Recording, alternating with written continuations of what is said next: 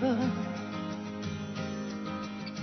Sometimes life is cruel and makes it. Hi, I'm John Schlitt, and I was formerly of Petra, and now I'm a solo artist and anxious to talk with you. Oh, I was born. I sang in kindergarten. I had leads all through grade school.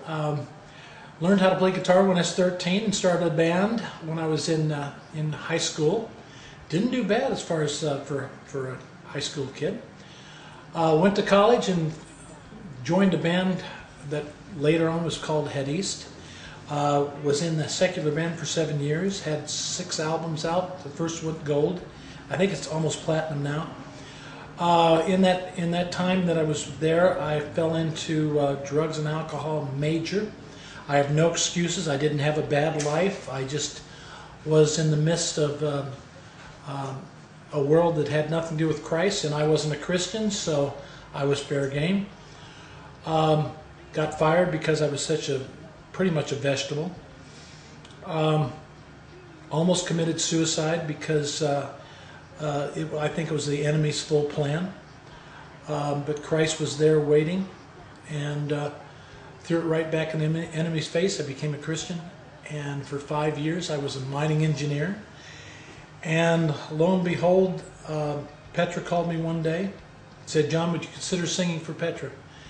And by this time I was a major Petra fan, and I thought they were kidding. I thought it was somebody making a joke because I had made such a big deal about Petra.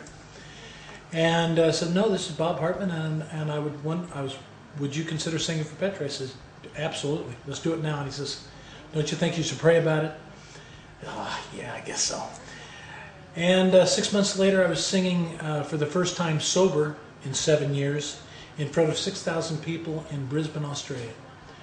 And that time that was 1986. And the next thing I knew, it was 2005, and Petra was done. And it seemed like it just been just a click of the clock. And so from 2005 till now, I've been finding myself, trying to figure out where I fit in the scheme of God's plan.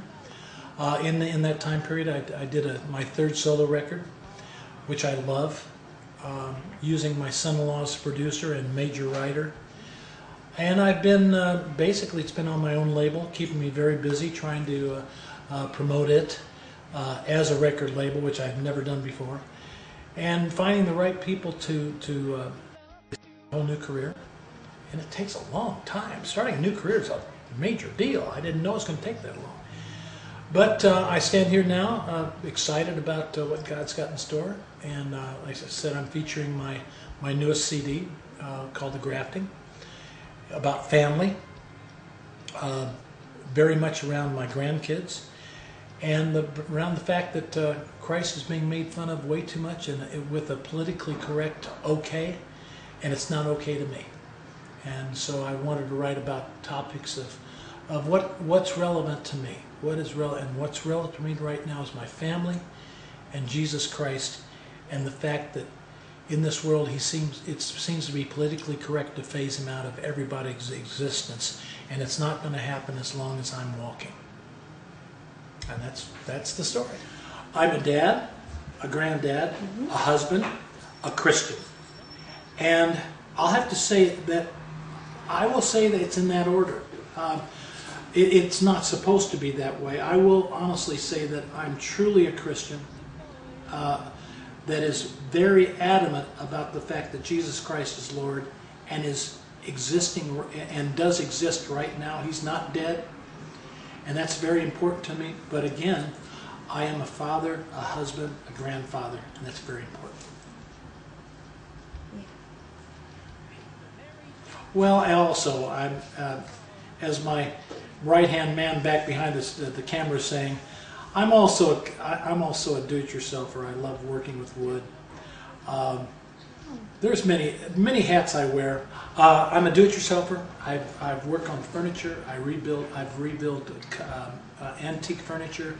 I've custom-made furniture for a lot of the artists, Christian artists. All of Point of Grace, all the girls, I've built something for them.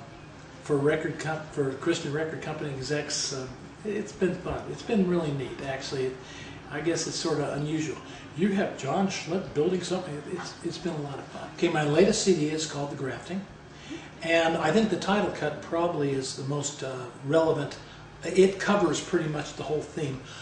When I did this record, I wanted to do something that was relevant for me and would be relevant to who I thought may want to listen to what I have to say. And it basically basically put me in this thing where I wanted to talk about family-oriented things, something that at my age is important to me. And anyone who would, the generations that would be interested in what I had to say, I think these are topics that are important. That's family, the fact that Christ is being, how Christ is being seen in the world view today, what's cool, what's not. I thought that was important. Divorce, how is that related to as far as Christ's point of view and how we handle it. These are all important things that I thought were very relevant for me now. And so it's called The Grafting, and the title cuts The Grafting, and basically it says, as we were grafted into the body of Christ, so are my grandkids grafted into my family because of ladies who chose life over death. Because all my grandkids up till now, I've got 6th one coming soon, were single mothers. And they could have chose abortion, which seems to be the politically correct thing to do here in this country. And they didn't. And because of them, I'm a grandfather. And I wanted to write about that. I wanted to talk about that. And that's how that's why this album was created. Probably. When I first joined Petra, I was an engineer at the time, a mining engineer. And I did a, quote, 9-to-5 job that went from about 6 o'clock in the morning till sometimes 8 o'clock at night. Now, I was only 2 or 3 blocks away from home, but what home is it? You know, I'd go home and tired as all get out. The kids are already in bed. We were a Christian family, absolutely. But you know, then I joined Petra, and I may have been gone for a week, but then I'm home for 10 days, and it was a beautiful way to live. There was never a problem with balancing family and job. Family always came first. It was God, family, job, and that's all you have to do. I mean, as long as you keep that in focus. Now, was I the perfect father? No. Looking back at it, am I going to be the perfect grandfather? I'm going to try that. That's my second chance. But looking back and seeing how the family's developed, I think I don't have regrets. I think it's a beautiful way to live. I'm a very blessed person because I got to spend a very important part of my life lifting up a message and a person who is ultimate. So I have no complaints. And when I first joined Petra, before we said yes, I set my family down, who at that time was 3 kids and a wife and myself, and one of the kids couldn't talk. And I said, guys, this could be a sacrifice for all of us. I may be gone. And they've all said, maybe they want to be gone. That's okay with us, be gone. But no, just the idea that I was going to be singing again, I think was, they knew it was what I wanted to do, and they knew that it's what I should be doing. And so we just went in as a team, and never with regret. Even now, as I go out on the road, it's just my wife and I. We're pretty close to empty nesters now. And it's still, my wife knows I need to be out on the road. She's not happy when I'm not. I don't know if that says something good or bad, but I think she knows when I'm happy, and that makes me happy. I want to reach everybody, at least with the message. You know, at least let them hear it once. There's always going to be an audience that hasn't heard it yet. I want to reach people that I can make a difference to. But you know, if I reach somebody who could care less what I have to say, well, I don't know. Even that would be planting a seed. So yeah, there's always going to be people that I haven't reached yet. In other words, let's put it this way: I don't think my job will ever be done, which is cool. How is it different? Mm-hmm. Oh, very, very much so. The first 2 were from a vision of a rocker. One,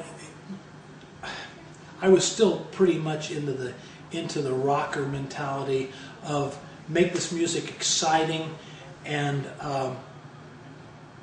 and just exciting. It had to be very exciting because it draws your attention. Now, the topic matter, the subject matter was never, it will never change. It's always been about Christ, about how He can change your life, and well, the difference between a non-Christian life and a Christian life. I mean, it's always been. That's never been a different, any change at all.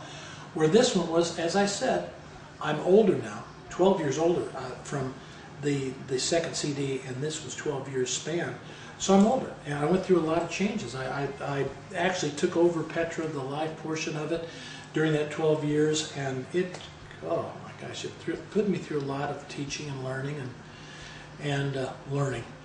And so when I started this record, I really introspective, you know, going, okay, who's going to listen to this? Who's even interested in what I have to say or hear me sing or whatever?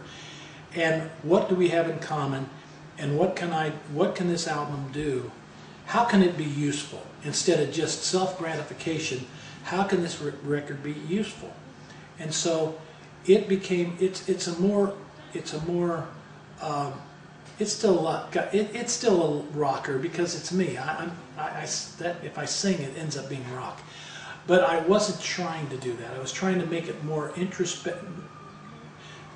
Just try to get the subject matter out that was important to me at that time. And the music style has changed so much that rock is not necessarily that received. So I tried to venture a little bit more into a different type of exciting music or interesting music. I'm a grandfather of five kids. All 5 kids came from single mothers. Now, meaning when those kids were born, those ladies had a choice. It was only them. They had a choice of either letting them live or aborting them, and they chose. In this country, the way the politically correct society likes to push, they're almost pushing. Oh, get an abortion. It's easier, and they chose not to do that. And through adoption, and through the fact that my sons married some single mothers who, you know, were struggling, and all of a sudden I'm a grandfather of 5, and they all have that same thing in common. Those mothers chose life over death, and that was very important to me. Because man, you know, my wife and I are babysitters all the time, so we're watching our grandkids grow up right before our eyes, and it's still so cool. And so when I was trying to figure out what's really important to me as a father, grandfather, Christian, what do I write about? And right there, I mean, that was the first thing, the most important thing. And so I wanted to bring across the appreciation to those ladies. Thank you for having the courage to stand and let those kids live.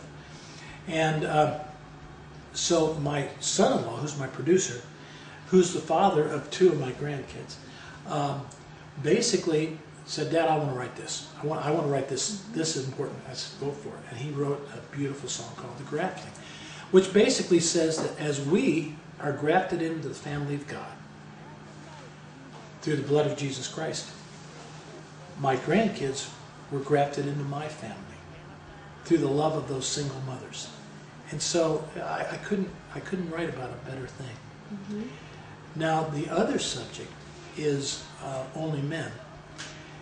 And when I first started with Petra, we toured in Europe, and it was a great tour. It was the first time I think except for Australia, the first time I'd ever been in Europe, overseas.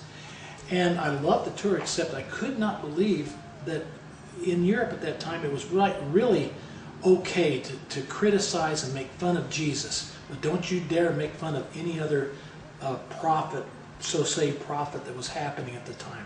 It was like, how dare you make fun and criticize and make jokes of Christ who died on the cross? I couldn't believe that was happening. So I went back and told my wife, I said, "Babe, you will not believe.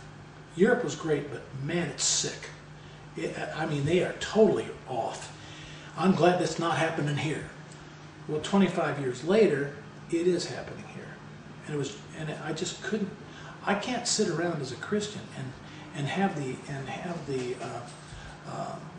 venues that I have and the opportunity to speak as I do and not say something and stand up for Christ. I mean, he died for me. How dare I not at least say something? So what's the next step? Write a song about it. And so I wrote a song called Only Men, basically saying that Jesus Christ is Lord, the one and only, and all these others are dust on the ground. They're only men. They were prophets, supposedly claiming to do all this thing, and when they died, they're dust. Where Jesus Christ arose, and because of that, we're here. You know, because of this, we know that we're going to go to heaven. And I think it's important that we make a statement like that and we stand strong with it. And so that's why those two songs are probably. There's others that are fantastic. One about adoption or divorce, basically saying that yes, it is a sin, yes, it's wrong, but it's not the end of the world. God still loves you. Go forward, overcome, find out what God's got for you next. You know, that kind of thing. And so there's a lot of themes that I think are very, as I said before, family-oriented, adult-oriented, things we go through every day, or that our friends go through. So that really was the structure of the album. I have 4 devotionals that I read, and I usually read a chapter in the Bible every morning, and then with my wife when I'm home. And that's actually pretty. We call it our quiet time, and it's actually very cool. It's probably the coolest thing I've done in a long time. We just started that about a year ago, and it's absolute. Before it was basically a lot of times when I was on stage at churches and stuff, it's like before I went on stage, I prayed to God to please, Lord, get me out of the way and let your 100% plan be fulfilled. We, as Christians, anything. That's really what we need to do. We need to pray every morning, God, let your perfect plan be fulfilled today, and help me stay out of the way. But especially as artists, that's what Petra prayed. I mean, from the time I started with Petra, that's what we prayed every night before we went on. Help us stay out of the way and let your perfect plan be fulfilled. And man, I'm telling you, sometimes his perfect plan is more blessing to us than it is to the audience, and the audience gets what they're supposed to get out of it. So at that time, that was a pretty gratifying time. Of course, my church, I mean, when I go there, I get filled. But I'll be honest, sometimes I get more filled by being on stage and just hearing what God's saying through my mouth. But I will say that lately, probably our quiet time in the morning is by far the best. Do you have any favorite passage in the Bible? Yes, I do. Revelations 12:11. By his blood and by our testimony, we work as a team. Bing, bang, it's that simple. Very soon, I'm going to Russia. I'm going there just as a ministry, just to go and they have a GMA that they're trying to create in Russia. And I'm going to do that and support that as, I guess, an expert on GMA, Christian Music Association. But I'm also going to do 3 concerts that will allow me to speak to the Russian people. And I'm pretty excited about that. Yeah, I'm going to Finland. I mean, I'm staying busy. Finland, Norway, Russia, Argentina, Brazil. I'm staying busy. I never think past about a week and a half, 2 weeks. Hi, this is John Schlitt, and yes, this is the end of the interview that's been very exciting. And before I leave, I'd like to say, God bless you all. Let the plan that God has for each one of you be fulfilled 100%. Be excited. Ask God what's going on next, and He will let you know. God bless you. Hi, this is John Schlitt, and yes, you're listening to Breathecast. They married John, they bought